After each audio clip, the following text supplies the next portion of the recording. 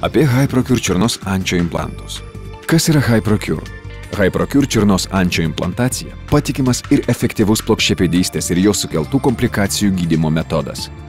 Prieš pradėdami pasakoti apie HyProcure implantus, pabandykime suprasti pačią problemą ir tai, kaip ji veikia mūsų organizmą. Plokščiapėdystė, kitaip hiperpronacija, dažnas ortopedinis susirgimas, kuriuo skundžiasi ir jauni, ir seni.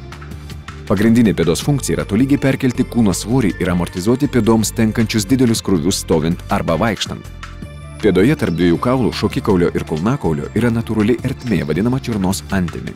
Ši anatominė struktūra yra labai svarbi pėdos biomechanikoje, nes užtikrina sklandžius ir tolygius pėdos judesius.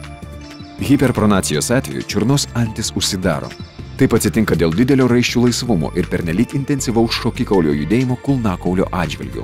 Tokios būklės pasėkoje pėda iškrypsta, nusileidžia skliautas, pakinta eisena. Žmogaus organizmas adaptuojasi prie šių pokyčių, tačiau jie ilgainiui išbalansuoja judamąjį atramos aparatą.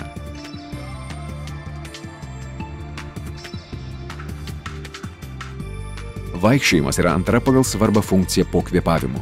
Vidutiniškai žmogus per parą nueina apie 8000 žingsnių. Judesio metu organizmą veikia didelės fizinės jėgos. Žmogus yra prisitaikęs prie tokių sąlygų, todėl paprastai fizinis krūvis didelių problemų nesukelia.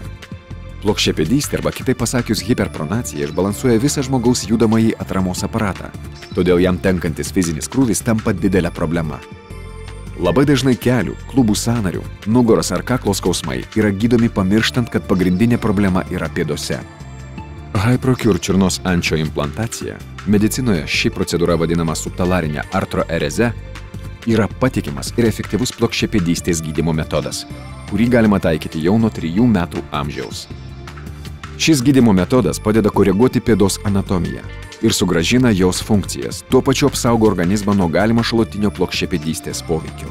Procedūros metu į natūralią ertmę, dar vadinamą čiurnos antimi, yra įstatomas nedidelis titaninis implantas, kuris stabilizuoja šokikaulį, neleisdamas jam pernelyg intensyviai judėti. Tokiu būdu yra atkuriami normalūs pėdos judesiai ir anatomija. HyProcure čiurnos ančio implantacija yra minimalios invazijos operacija, atliekama su vietine nejautra. Procedūra užtrunka 15 minučių.